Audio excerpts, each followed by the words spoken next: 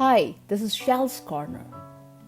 Today's story is about the impressions we may make on others. This is the story of a young boy. Let's hear what he has to say. When I was a young boy, my father had one of the first telephones in our neighborhood. I remember it was a black telephone.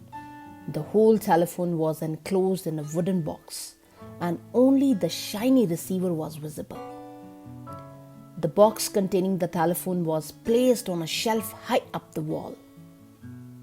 I was too little to reach the telephone, but used to listen with fascination when my mother talked to it.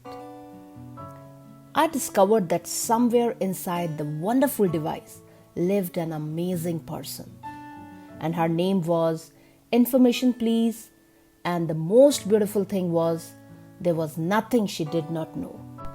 Information Please could supply anyone's number. My personal experience with that genie in a bottle came one day while my mother was visiting a neighbor.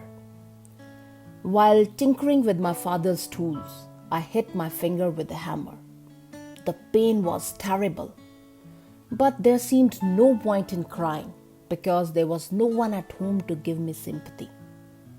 I walked around the house sucking my throbbing finger and then finally arrived at the wall with the telephone. Quickly, I ran for the footstool and dragged it to the wall. Climbing up, I unhooked the receiver and held it to my ear.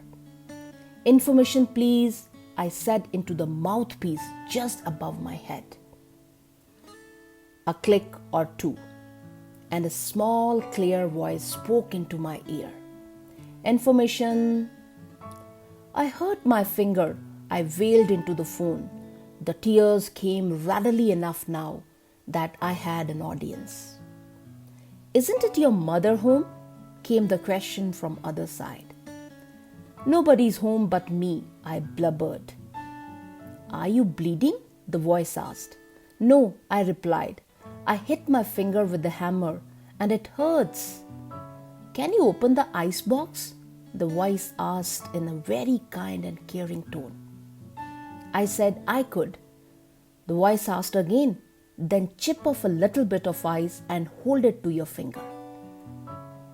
After that, I called Information Please for everything.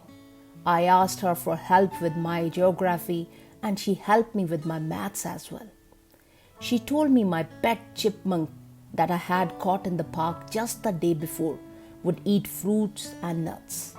Then there was the time our pet Samuel died. I called Information Please and told her the sad story.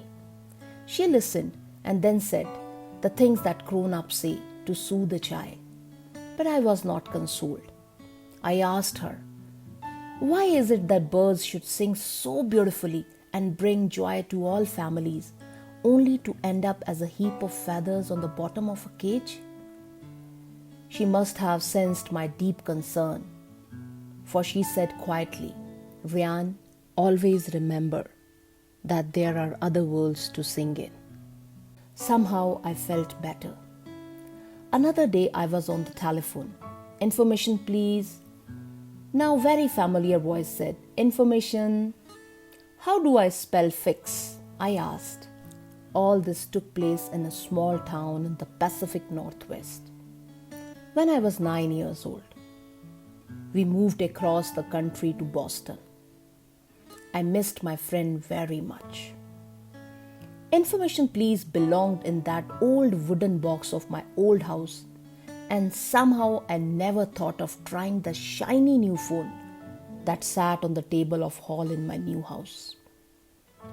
As I grew into my teens, the memories of those childhood conversations never really left me. Often in moments of doubts and perplexity, I would recall the serene scene of security I had back then. I appreciated now how patient, understanding, and kind she was to have spent her time on a little boy. A few years later, on my way west to college, my plane put down in Seattle. I had about half an hour or so between planes.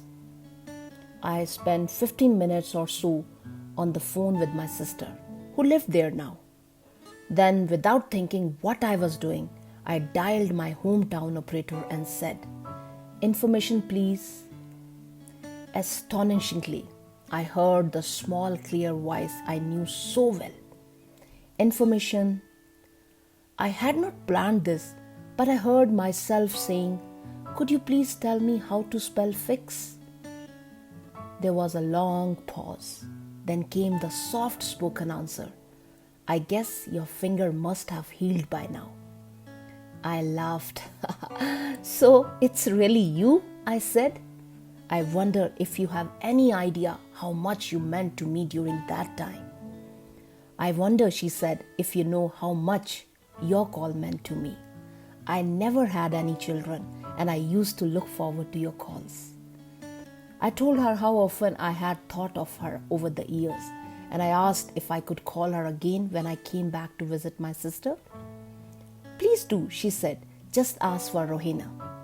3 months later, I was back in Seattle. A different voice answered, "Information." I asked for Rohina. She asked, "Are you a friend?" I said, "Yes, a very old friend." She said, "I'm sorry, I have to tell you this. Rohina had been working part-time the last few years because she was not well. She died 5 weeks ago." Before I could hang up, she said, "Wait a minute. Did you say your name was Ryan?" I answered, "Yes." "Well, Rohina left a message for you. She wrote it down in case you called. Let me read it for you." The note said, "Tell him there are other worlds to sing in. He will know what I mean." I thanked her and hung up. I knew what Rohina meant. Friends, never underestimate the impression you may make on others. You never know whose life have you touched yesterday, today, or maybe tomorrow. Always remember, life is a journey, not a guided tour, unless you are lost. Thank you, everyone. This is Shal's Corner. Thanks for watching. Keep spreading happiness and smile 24 hours.